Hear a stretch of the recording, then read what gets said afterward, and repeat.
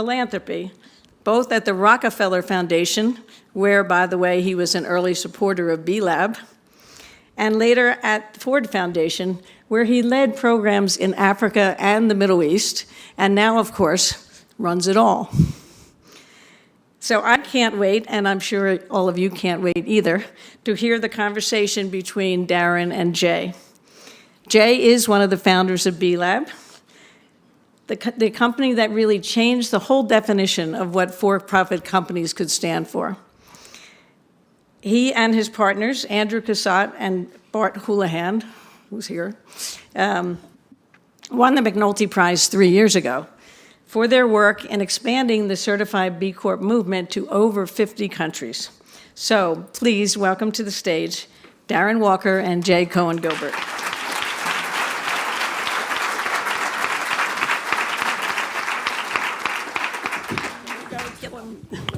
All right, good luck.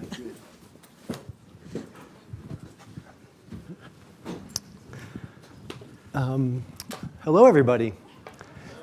So I think before we get started, I just wanted to channel a little bit of energy that I've been feeling since spending 7 hours in the Chicago airport yesterday, which I think was common for many of us coming from all over. And then arriving here is just how much gratitude I feel for being a part of this community, and in particular for being a part of the McNulty family. And the fact that we are starting this forum with the highest bar of calling to service and the courageous leadership and the efforts for incredible entrepreneurs to lean into really strong headwinds to create the possible in impossible situations. I just want to thank Anne and Johnny and Bryn and the rest of the McNulty family for helping to get us started on the right foot for this forum. Thank you. And I also just want to touch base, and there's so many people that are helping to make our time here comfortable and easy for all of us. And so whether it's the folks working transportation and logistics, or the folks helping to prepare and serve the food, or to prepare these incredible sort of like cross-cut aspen bouquets on our tables. And so maybe we could just take a second just to thank the folks that are helping to make this week special for all of us. It's an incredible privilege to be with you, Darren. It's rare. I was pretty giddy when I got the email asking if I would be willing to do this, because I had to check with my partners to see if they would let me do this without training wheels or support, so I wouldn't embarrass them. And I got the okay, and I have to say, so here's the recommendation for everybody. If you want to do something really useful with about 5 or 6 hours of your time, find somebody in the world who you admire, but don't know that well. And then spend the time on Google researching them and reading everything they've written and everything that's been written about them. And you will leave so much more full and inspired in knowing their life story and the choices they've made and the impact they've made, which is really, I feel like I've gotten to know you better over the last couple of weeks. And we're only going to be able to do a little bit of it here. But I was hoping that we could start with helping everybody else get to know you a little bit. We'll talk about moral courage, and we'll talk about fearless leadership, and we'll talk about headwinds. But first, let's talk about Darren Walker. And so what were the elements of your childhood that helped make you you and help shape your journey to be who you are today? Well, thank you, Jay, and I'm so honored. What a privilege to be here. And of course, friends in the room, the Resnicks, of course, and McNulty. It's just a huge honor to be here in your house and taking this occasion to talk about leadership. So I don't want to spend a lot of time talking about me. I think, in a lot of ways, I am who I am because at a very young age, I realized that I had certain qualities that I had to come to terms with. Mm-hmm. I was poor, I was black, I was queer, I was in a rural small town in East Texas, and I dreamed a lot. I dreamed a lot because my grandmother was a maid, and she would get from the family she worked for things, and she would bring them home, and she'd bring in the brown Piggly Wiggy paper bag, once a month, all these things from their house. And she started to bring magazines and cultural things. And once she saw that I really liked them, she would bring more. And so even though we lived, in this sort of, this little shotgun house in a dirt road in Ames, Texas, in East Liberty County, I would look through these magazines and I would see things that would completely take me beyond my world and just exposed me to a world that I couldn't have imagined ever being a part of. But it did, in fact, spark my imagination. And so I was always very inquisitive and curious and interested in the world. And through those experiences, I found a way to see myself in the world outside of the world in which I was in. And so that story of affirmation and support from people around you telling you to think broader than the place that you were. There was a teacher, I read that there was a teacher that you had, I think maybe in primary school. You read, the New Yorker, yes. Mrs. Majors, yes. I had Mrs. Majors, who in the 3rd grade told me, because I was in, I was in this advanced class, and I was the only little black boy in the class. And one day I was acting out, which was not unusual for me. And she pulled me out of the room and she said, Darren, you have got to understand, you're a smart boy, you have to learn self-control. And she said, because little little Negro boys who can't control themselves get into trouble. And I just remember it was the first time someone said self-control to me. And it really left me thinking about that a lot. And it's something that even today I have to work on because there are things that I see in the world that, people say about me who know me, say that I'm a very positive person, and I'm really, really positive. But every day I have to calibrate my rage with my optimism, because as a black man in this country who lives with an extraordinary amount of privilege, I see what happens to people who don't have my privilege. And so I have to both not be so enraged by that injustice that it paralyzes me from being hopeful and optimistic. And so that reminds me, you wrote New Year's Reflection about a year and a half ago, and you were inspired by a Langston Hughes poem from the 30s called Let America Be America Again. And in that essay, you wrote something really powerful that I think is you're teeing up for me, which is, I wanted to, you talked about the tension between having a legitimate and righteous anger about the world while being radically hopeful for the world.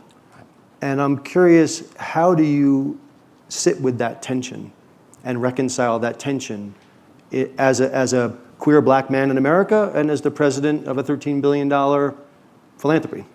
Well, it's one of the reasons Hughes is one of the great American poets, because what he says in that great seminal poem is that America never was America to me. And yet America will be.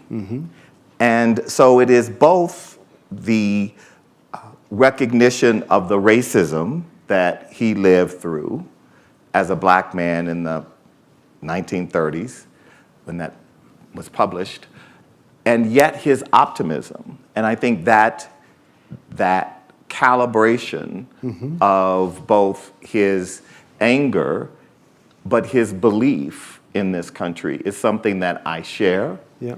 And so for me, I deeply love my country because I actually do travel the world and can say with some knowledge that my story would not happen anywhere else but in this country. And so because of that, every day I live with gratitude. But my patriotism demands of me that I hold my country to a high bar. And so when I think about things that, like protest, I believe that protest is a form of patriotism. In fact, our country was formed on the basis of protest. We were protesting injustice that the British were perpetrating on us. And so I actually see protest through the lens of a historical arc of the way we Americans seek justice in the world. And it was, in fact, Jefferson who wrote so eloquently to his friend, Samuel DuPont, when he was in Paris. He wrote him a letter and he said that the work of America is the work to build a just nation. So I use Jefferson often because I think he, in so many ways, embodies both the potential and the contradiction of America. You talked about I think it was in the, you wrote something just after July 4th this year, maybe just before, just after, and you talked about the difference between patriotism and nationalism. And maybe you could talk a little bit about that, because I think it's touching on what you're saying, and the difference between something motivated by love, something motivated by fear. And well, I just think that patriotism is motivated by love. And patriotism, I believe, is expansive and is something bigger than any one of us. I find nationalism very inward-looking and very motivated by fear, which is understandable. It's not to, but it doesn't, hate is really stressful. To actually hate is really stressful. it takes a lot of energy. It takes a ton of energy. And so to be motivated in that way, I don't find it gratifying. And ultimately, it doesn't move us forward. I'm curious if we can roll it back chronologically. We sort of jumped ahead from some personal narrative.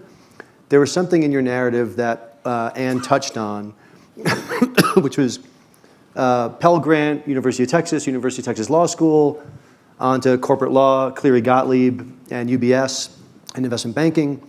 And then people just say, oh, then Abyssinian Baptist Development Corporation in Harlem, and then on into philanthropy. And I read that there was a gap year in there, where what was reported was that between Cleary, or maybe it was between UBS, and Abyssinian Baptist with Reverend Butts, you took a year, and you were volunteering in a school in Harlem. And I was just curious if you could just pause there for a second, if you can remember. Sure. No, what motivated you to pivot like that, and what did you learn during that year that really set you on a very different trajectory, apparently, for your life? Well, I knew that ultimately I would leave Wall Street. The thing about working in that world is that if you have a certain cognitive ability, you can do certain things, you can actually make a very good living. But to really do well, you have to really love piling up money. You have to really love piling up money. And I don't mean that I'm a capitalist. I want people to love. But my own sensibility was that, for me, I grew up and my mom, she just didn't have the money to pay to have the lights on. We would not have lights over the weekend.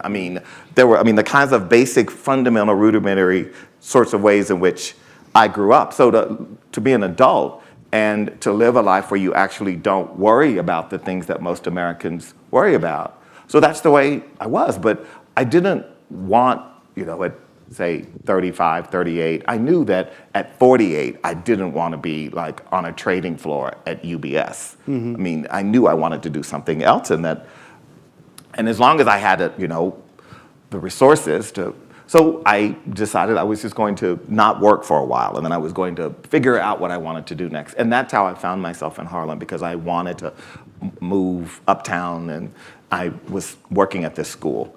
And what did you learn during that period? I learned during that period that you don't just turn up at a school and think that you can help, because Any Paharans in the audience resonate with that? I learned that just because you might have been semi-successful, and this is something that stays with me, that you turn up and you say, I'm here. I can help you all figure out how to fix this school. Right. You learn that you are humbled. You don't. And so what happened was, when I met Calvin Butts, he was starting something where I actually could add value, right? So he had this vision. Of course, it's hard to believe now, Harlem with Whole Foods, Starbucks, H&M, et cetera, there was a time when we had to almost give away apartments to get people to move to 138th Street. And so, but he had this vision, because there were thousands of vacant units of housing that the city owned, and the city was saying, we'll give all of these buildings to you for $1 a building. And if you can figure out how to finance them, you can have it. So I understood that. I understood project finance. I did it for, rich people, but but now I got to do it for, people living with incomes of $15,000 a year. So I got to really use, working as his chief operating officer, a lot of the skills that I'd honed at Cleary and at UBS, but I was directing it for, low-income affordable housing, for a supermarket, for a shopping center, for a movie theater, for a school. So the kinds of things that we built in finance were really great, and I think set me on a journey. But I didn't want, just to say about philanthropy, I thought I was going to be doing that kind of work. That would be my journey. And then someone said, I gave your name to the president of the Rockefeller Foundation. And, the next thing I know, I'm in his office, and 5 months later, I'm working there. And, I never wanted a career in philanthropy.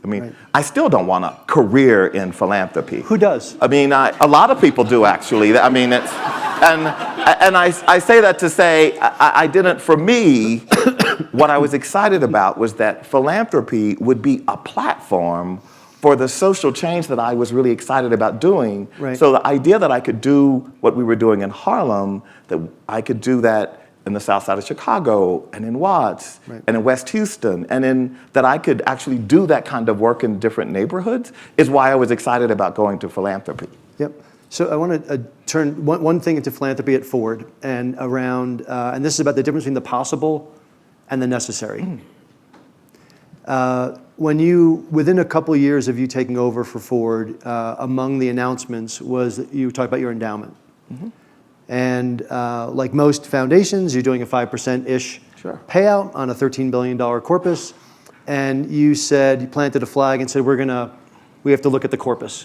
And a couple of years later, Ford announced something quite leading, where... Okay, it wasn't leading. Fair enough. But to catch people up, Ford announced that over a 10-year period, it would commit $1 billion to mission-related investing. And that at 7.5% or so of the corpus is more than most. Not all, but more than most. And you've been generous at acknowledging those who came before and lighted the pathway. But I'm just curious, what you learned about how difficult it was and has been, or continues to be, to shift institutional forces. Because while 7.5% is better than 1%, it's still 7.5%. And that's 7.5% up to over 10 years. And so I'm just curious, those feel like pretty strong institutional headwinds. Absolutely. And what is that like for someone who took that year, went to Abyssinian Baptist, was doing stuff, project finance, in the neighborhood, and now you've got this incredible corpus to play with, and That's been a difficult thing to move, and fewer people are following your lead. Well, exactly. I'm such a leader that no one's following. The point and the challenge, I think, for a lot of leaders, and I have certainly, I've certainly done this. I mean, it reached the point with my board where I had a trustee call me on a Sunday afternoon and said, you know, you are just being too ambitious. You know, you asked because, you know, and I asked for a lot. And, you know, I was at the foundation for 2 months, and then the Detroit bankruptcy happened, and I said to the trustees, we've got to step up. You know, we'll just, you know, outside of payout, we'll need to take, you know, $125 million and help settle this bankruptcy. A few months later, you know, I had this idea around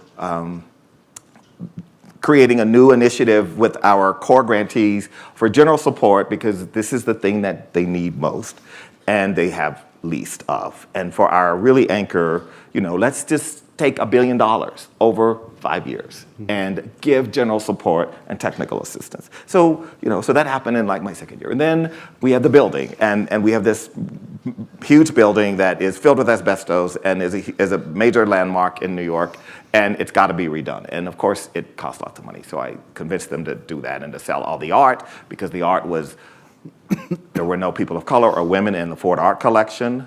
And so we sold the art to, you know, buy new art. And so there was just a constant stream of things. And so then I said, after, this was my third year, and so then I said to them at a board meeting, I want $1 billion to do this. Well, actually I said, I want $2 billion to do this emission-related investing. And, you know, that was we've all been there. That's when but it's when the board member called me on a Sunday and said, you've got to slow down. You're just too ambitious for the foundation. And I said, I actually should be even more ambitious for this foundation. We have enormous privilege and latitude that very few in society have. And one of the challenges, I am a proponent of perpetual foundations if that's what a donor wants to do. But one of the challenges is that we become, stewardship mentality takes over. And so, yes, I want to be a steward, but our founder was an innovator and an entrepreneur. And there are obviously things about him that I don't want to take forward, but there are things that he did that, to my mind, his being the first industrialist to talk about inequality, because Rockefeller and Carnegie never talked about inequality, but Ford felt inequality was a problem for America, which is certainly something I felt today deeply. But the stewardship mentality can prevent an institution from realizing its potential, because people become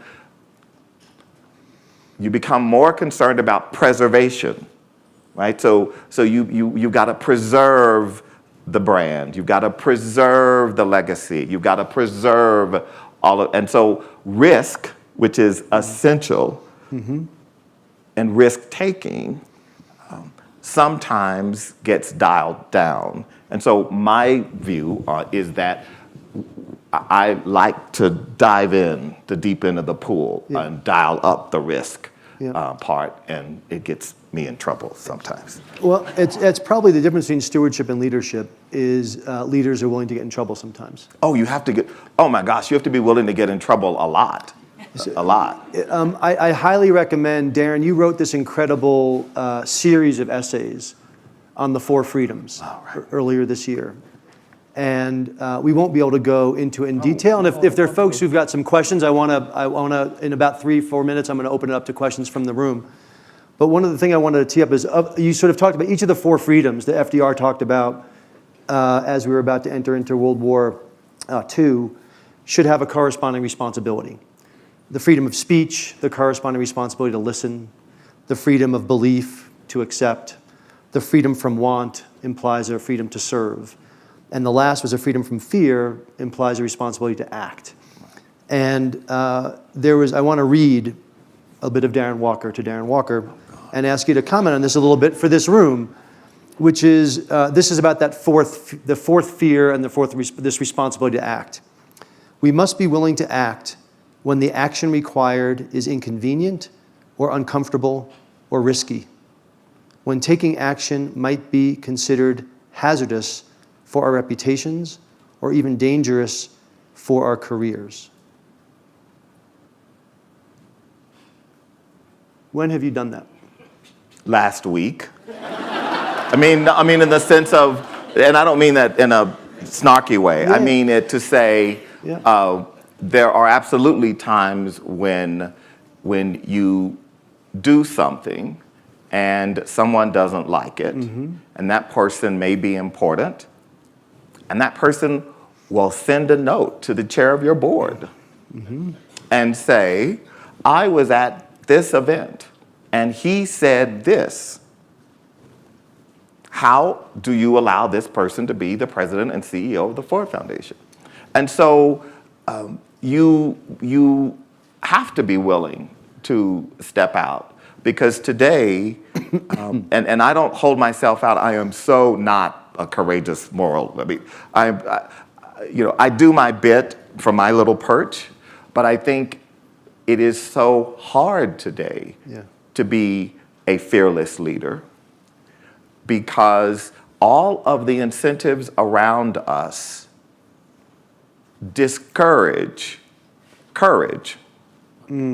And what I mean by that is, I was having a conversation with a friend who's the CEO of a major Fortune 500 company, and I'm a shareholder, and I read like the annual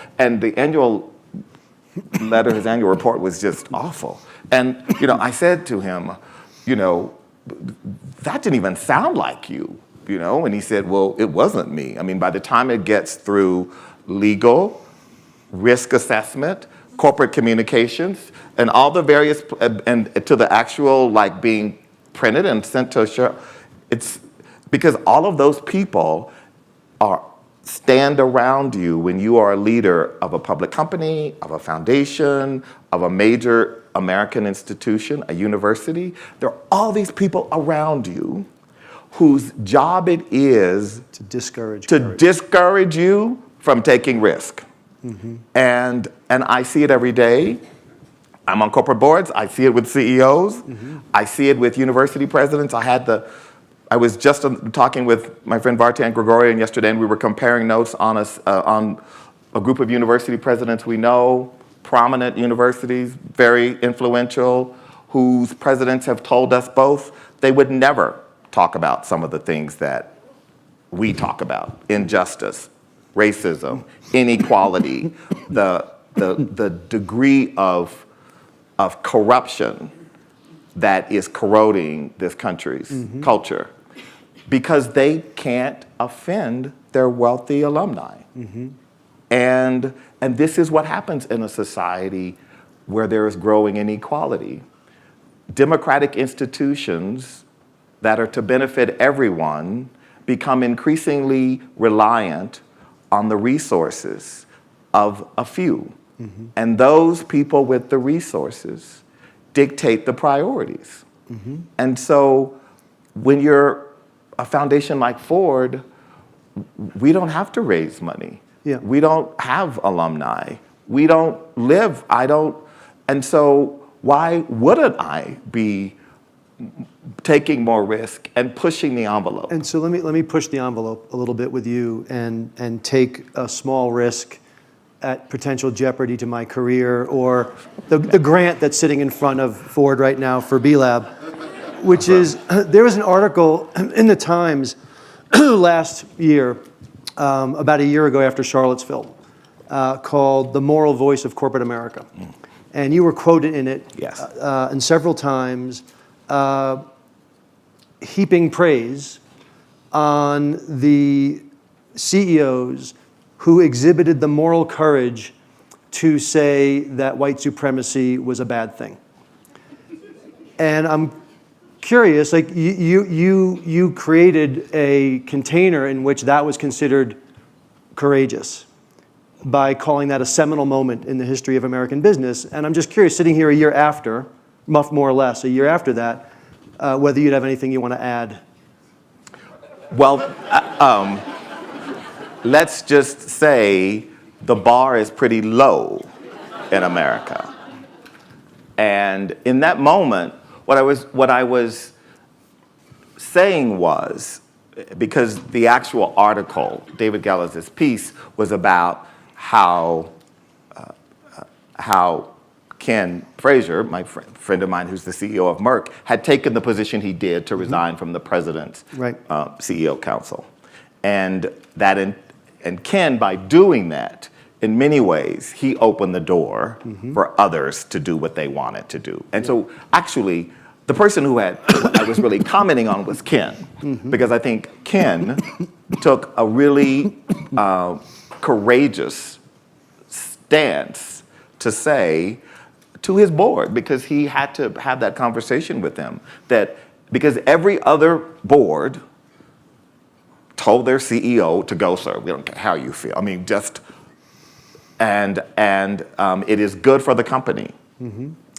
And in his case, he said, as a black man in this country who runs a huge pharmaceutical company and who is a member, I cannot, after Charlottesville, serve in this administration in any capacity. In part, too, because as Ken or any of us learn in these matters, I mean, you show up, and as Ken did, I mean, he showed up for the first meeting, and of course, you know, who was he seated next to? But the president, because there on the front page of the Wall Street Journal the next day was Ken. That's the photo. That's the photo op. And so you realize, too, how, because when we're the only one in the room, we can be manipulated as well, right? So part of it was about Ken's courage, which I think he exhibited. I think the challenge for public company CEOs today is that it is even harder, I believe, to take public stances as individuals. People will do this together. So if three brands in a sector decide that there's something, or a group of CEOs or companies decide, like in Texas, for example, with the bathroom bill, where Pepsi, where I'm on the board, and other, I mean, together said to the business leaders, to the legislators, we don't want to do business. We don't want our headquarters in states where these kinds of laws. I see that as very helpful, but we desperately need more today. And it's really hard to get more. And I'm curious on that. Because what I find interesting, and the hardest thing for me is part of it is those of us who live with privilege are not willing to risk our privilege. Right. Because we like our privilege. Yeah. I mean, we've earned our privilege. I mean, the whole point of privilege is to insulate yourself from the messiness that everyday regular Americans have to deal with. And also to insulate yourself from having to actually make those courageous choices.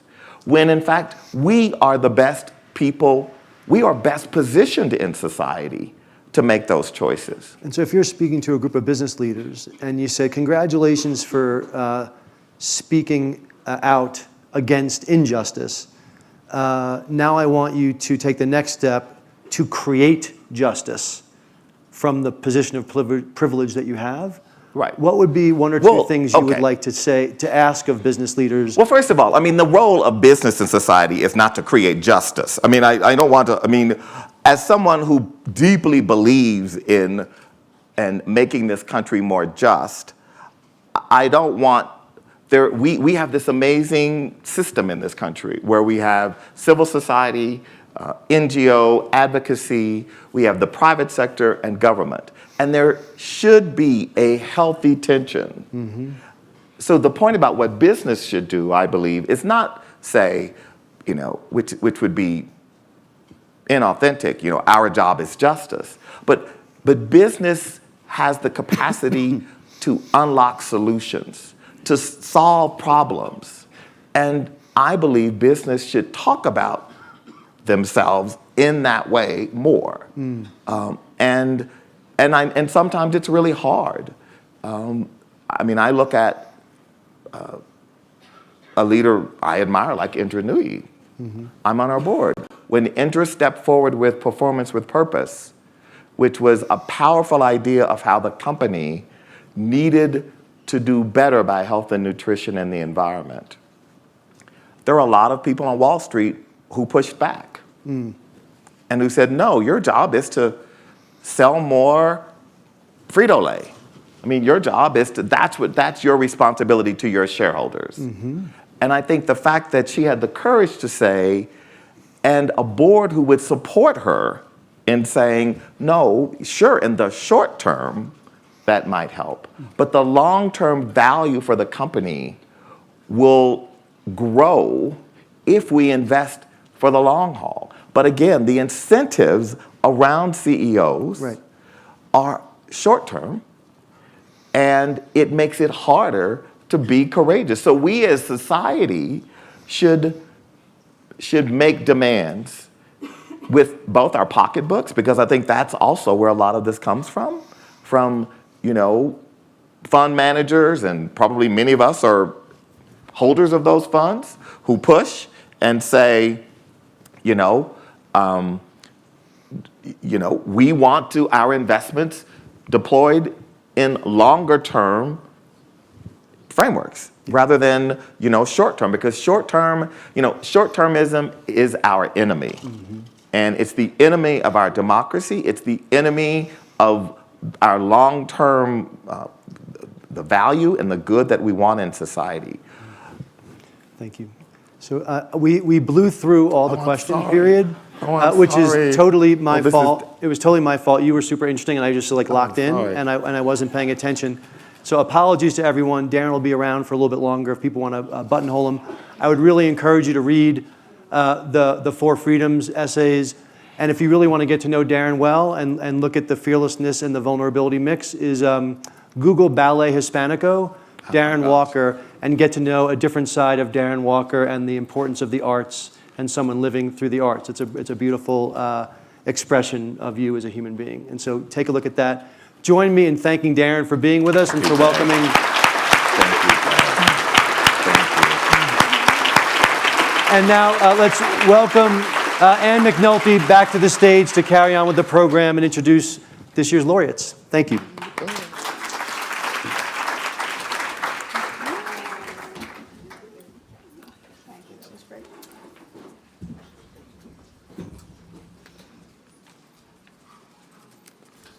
Well, that wasn't interesting at all.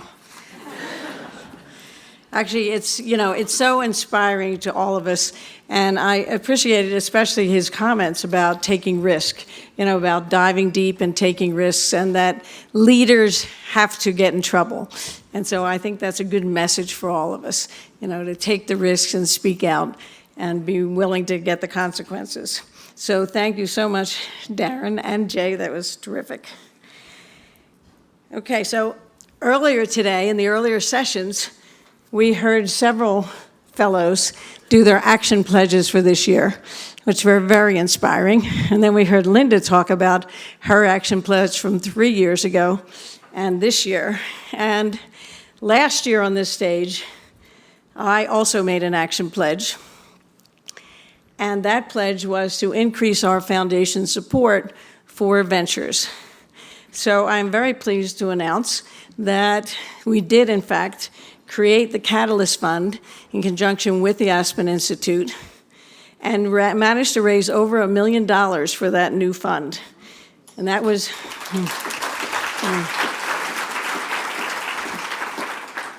And many of those funds were from friends of John, who actually do remember him and remember his spirit, and this was a way of celebrating that.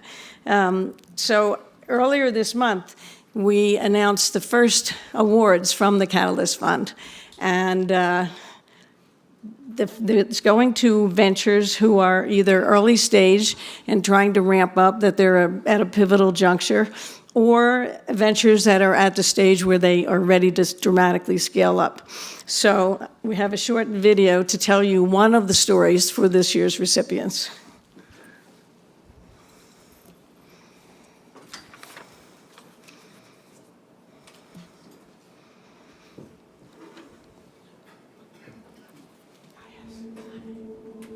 One day when I was 7, my mom was like, we're leaving. We crossed the Arizona desert, walking for hours and hours, and I was tired. We ran out of water. I'm sorry.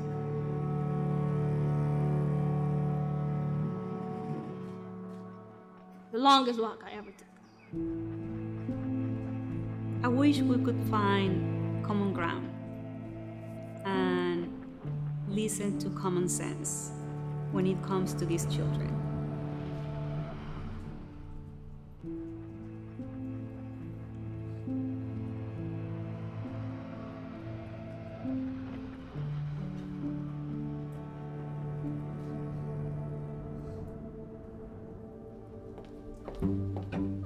I felt a call to not only find solutions for them, but to help them recover hope. The Student Dreamers Alliance allows the students to talk about their fears and their challenges, to discover that voice within. We help them push through the fear of speaking truth to power. We help them feel empowered to talk to legislators and to suggest the changes that they want to see. Last fall, I asked some dreamers to come testify. I mean, their stories were the definition of leaders, the definition of what an American is. In November of last year, I filed a bill that would remove the obstacles for dreamers. Before SDA, I was like, no, I can't do that. Now I'm like, well, why not? I walked so much to get here. I'm not about to quit now.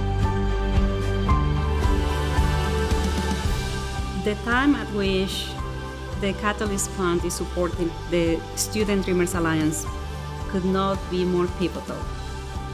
This is the time for us to invest in youth. This is the time for us to invest in the next generation.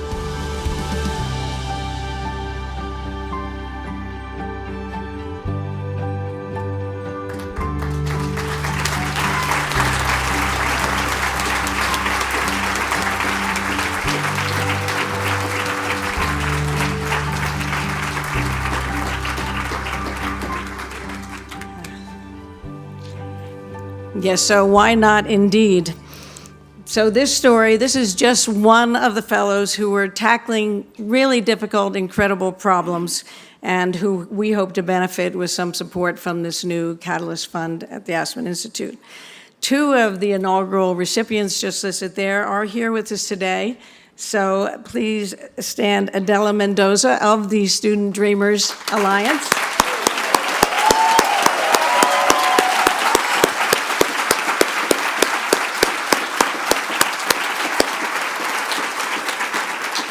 And also Ami Eubanks Davis for Braven.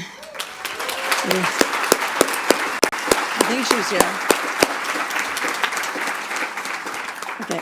Now I'm very happy to welcome to the stage Olara Atuno, who has joined us. Olara has been a juror on the McNulty Prize Selection Committee since its inceptions. So he knows really all of the laureates for that whole period and has been a tremendous contributor for us.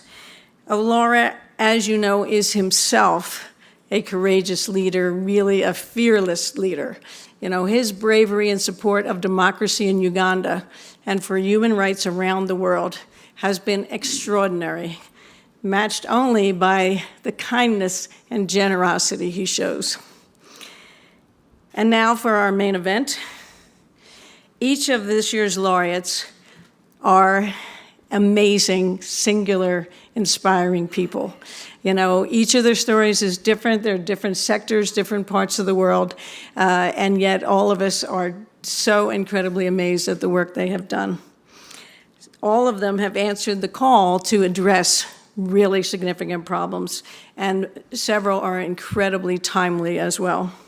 So my son Johnny, joining me here, will now invite them to the stage to share their work with you.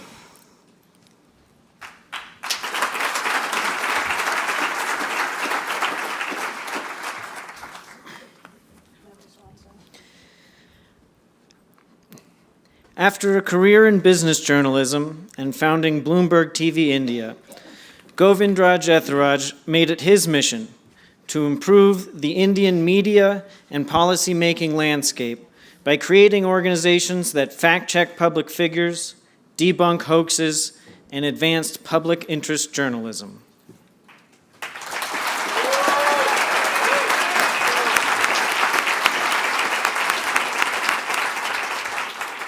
Thank you.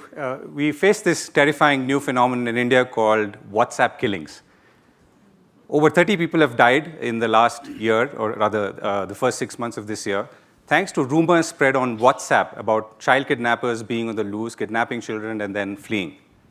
And this is the battle that we fight at Boom, the venture that I started a little while ago but found focus about 2 years ago. A few weeks ago, 4 friends got into a car and went for a drive in central India, southern India. They stopped at a village because they wanted to give out some sweets because they saw some children there and wanted to take some pictures. The villagers there got suspicious, felt that they were up to something, started taking pictures of them, and started circulating it in groups, in WhatsApp groups. The friends sensed, those 4 boys sensed that there was something wrong, so they got back into the car and tried to escape. As they started going, what they didn't realize was that WhatsApp works faster.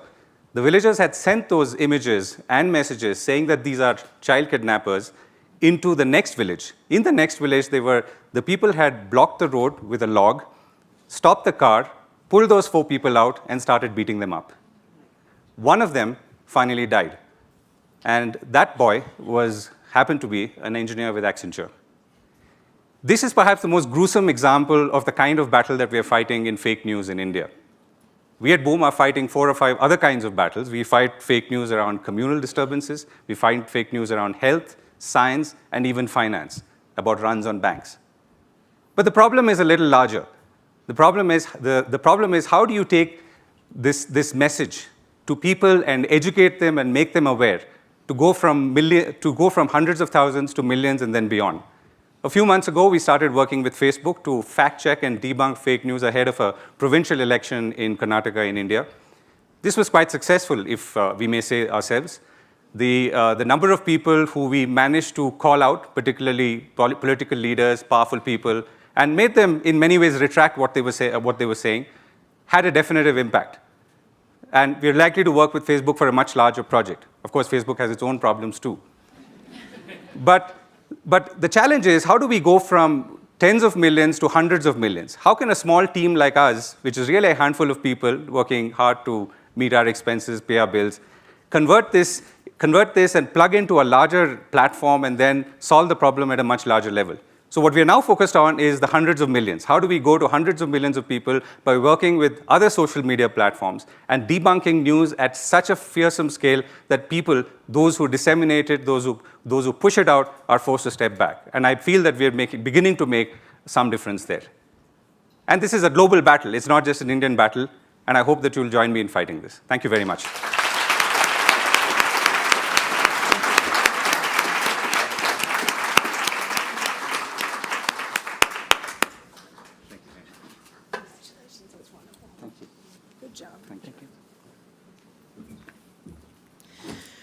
Witnessing a parallel rise of both intolerant nationalism and religious extremism, Mehrdad Baghai and his wife Roya established high resolves to give students in middle and high school a curriculum to teach the kind of citizenship skills that are vital to preserving and practicing an open and democratic society. Najes. It's a word I heard as a child, a young Baha'i in Iran. It means untouchable and unclean. At the time, it scared me because it was frightening to see smart people learn to hate others so easily. It frightens me now because I see exactly the same thing. And really, that's what inspired Roy and I to create High Resolves, to try to stop the contagion of hate. In Australia, we've worked with over 200,000 young people over the last decade, and we've learned a lot. And particularly what we've learned is that if you want to stop this, if you want to reverse this act of hate and have people unlearn, you have to get them to look in the mirror and to reflect on their choices. So imagine this: 60 high school kids run into a school hall. Each of them is wearing a little sign. The sign has a photo of someone from around the world. Their only instruction is, find your tribe. Inevitably, what happens is people group themselves by race, religion, or geographic region. What doesn't happen is that people don't work on things that unite them, like the love of food or music or sport or other things. Now, this is where the magic happens, is when the young person has to ask this confronting question: why did I choose to tribe by race? And that's the start of the kind of process we talk about. Now, imagine 100 of those exercises, and that's what we're doing with about 5% of teenagers in Australia. In 4 years, that'll be 50%. So imagine inoculating half the young population of a country against hate. And that's not where we're going to end. It's not about Australia. There's a big world. We're now working, thanks to Omidyar, in the US, in Canada. We have partnerships in Brazil, in China, in Africa, and we'll happily go wherever any of you want to take us.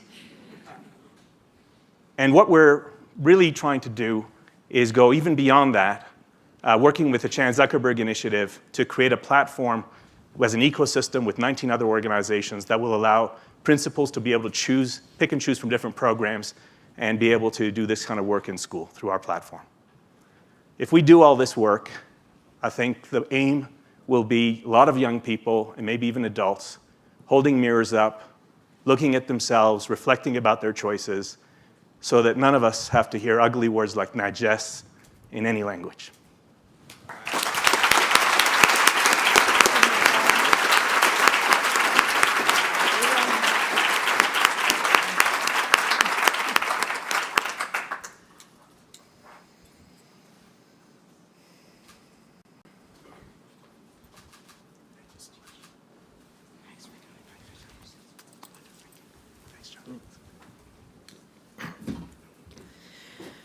After co-founding the successful company Warby Parker, which donates a pair of its popular eyeglasses for every pair purchased by consumers, Dave Gilboa partnered with New York and Baltimore public schools to provide vision care and glasses for students who need them.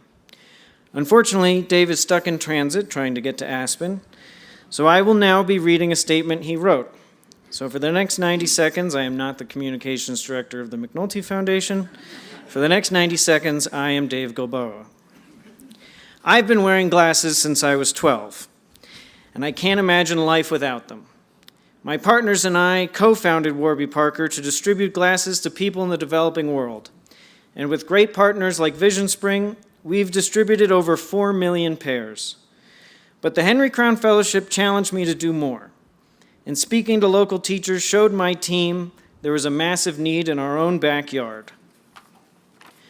Uncorrected vision is the most prevalent disabling condition among U.S. school children, affecting more than 2 million kids. In New York City alone, there are 200,000 kids in public schools that need glasses but don't have access to them, primarily in low-income areas. Often, these students are like Emily, a fourth grader I met recently in Harlem, who don't realize they can't see well, and are often misdiagnosed with learning disabilities or just become disengaged with school, negatively impacting every aspect of their futures. So I worked with my amazing team at Warby Parker to create Pupils Project. We've forged public-private partnerships with mayor's offices and school districts in New York City and Baltimore to go into schools, administer eye exams, and provide free glasses. Our team has designed frames for kids to choose from and be excited to wear, because we found that regardless of age and demographics, fashion matters. In our first 3 years, we have screened more than 220,000 kids and provided more than 54,000 prescription glasses. While we are starting to make a dent, we realize we still have so much left to do. We can't wait for the day when every child in America who needs glasses has access to them. Thank you.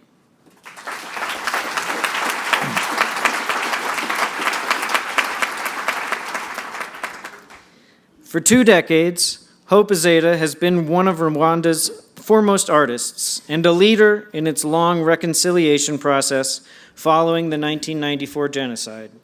Her venture, the Ubuntu Arts Festival and Organization, brings people from around the world to Rwanda to confront complex societal issues through art and performance.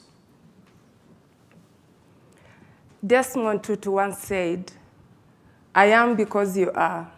You are because I am." I believe in values of humanity because of what my mother brought me to be.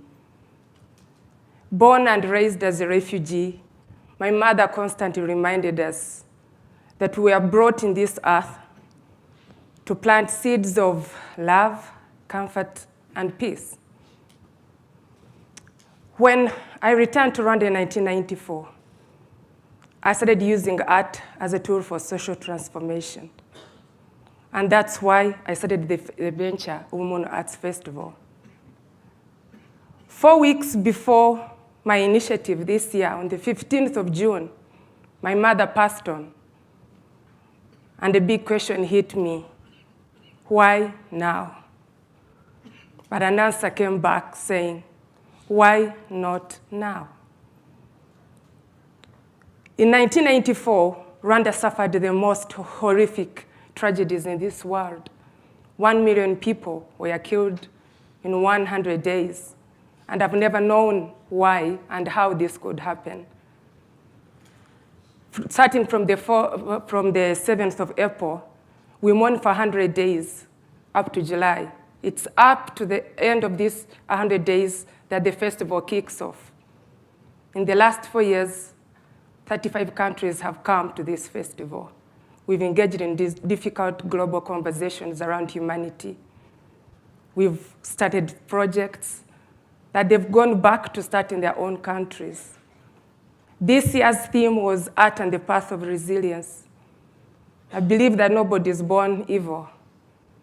And in today's global crisis of crimes against humanity, our work as artists has never been easy. What happened in Rwanda was preventable. It happened in the face of the world. And there's a lot to learn from this country. And that's why I think it is important for me and for you to stand together and be human together. I am because you are. You are because I am. Thank you.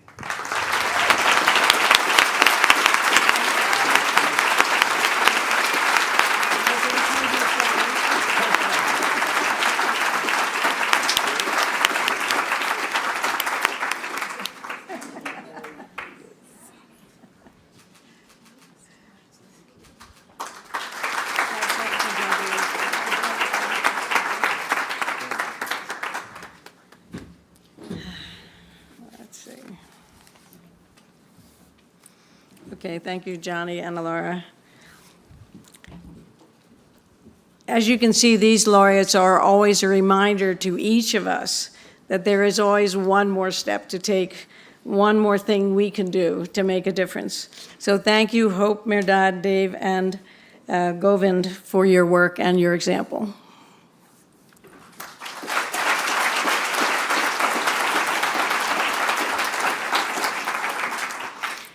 Okay, we have one last exciting announcement that is actually not on your program.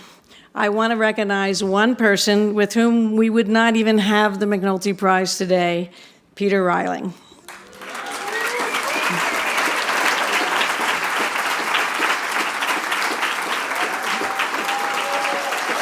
Here he comes. So Peter was literally there in the room when it happened.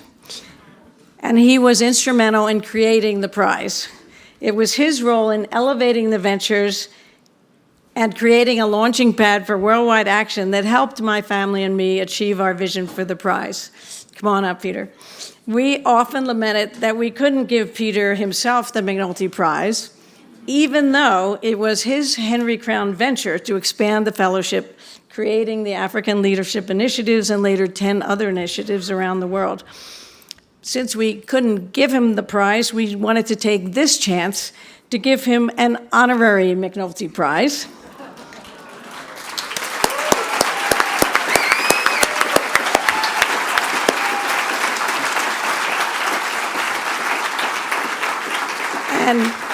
And even better, in recognition of his visionary leadership, we're giving $100,000 in Peter's name, not to him, in his name, to the Catalyst Fund in his honor to continue closing the gap with Fellows Ventures. Yeah, so here, I'll give you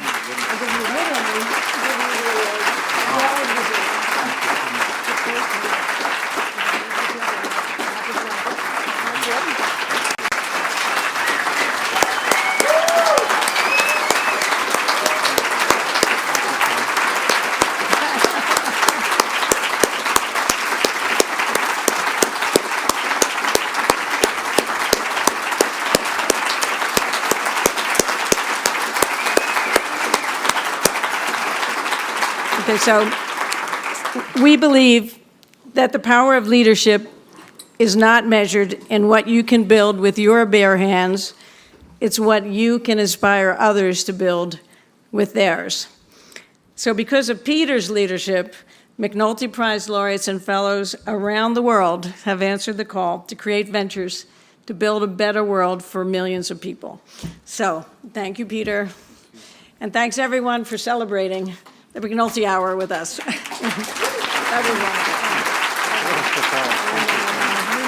This will be a great couple days. That concludes this afternoon's program. The next session will begin at 4:30. You can make your way to your seminar room between now and then. And if you don't know where you're headed, look at your personalized agenda that's on your badge. So that session will begin promptly at 4:30. 4:30. Find it on your badge. Thanks.